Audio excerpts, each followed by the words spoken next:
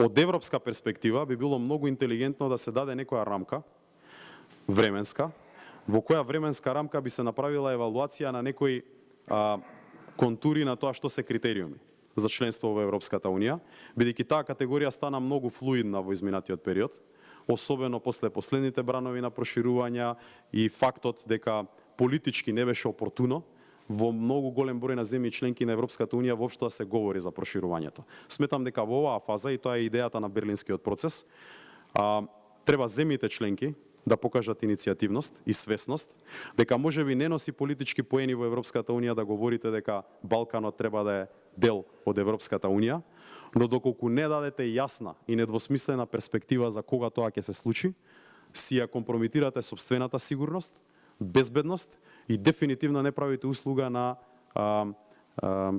успехот или перспективноста на целиот овој регион.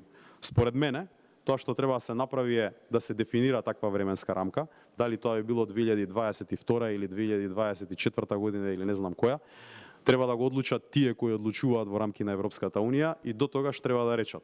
Потребно е да имате функционални демократи, владење на правото, функционираат институциите и од прилика во доменот на животна средина или неколку други клучни области да ги имате исполнето критериумите онака како што од прилика ги исполниле претходните кандидати.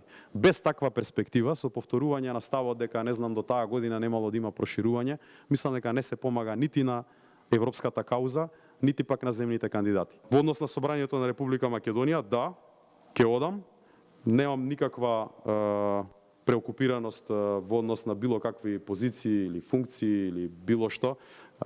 И од тој аспект мислам дека секој од нас треба да го даде придонесот кој може да го даде во рамки на институциите каде што функционира и тоа е тоа.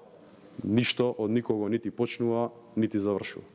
Дали се гледате како лидер на ВМРО бидејќи ги представаат во некакви комбинации за наследник на Никола Груевски на чело на партијата? Не, мислам дека има многу комбинации и се упатуваат до многу лица. Главната цел на тоа е да се создаде некакво неединство во рамки на ВМРО ДПМН. Моја проценка е дека нема да може да се успее во таква цел. Очигледно е дека се прави со политичка агенда, такво нешто.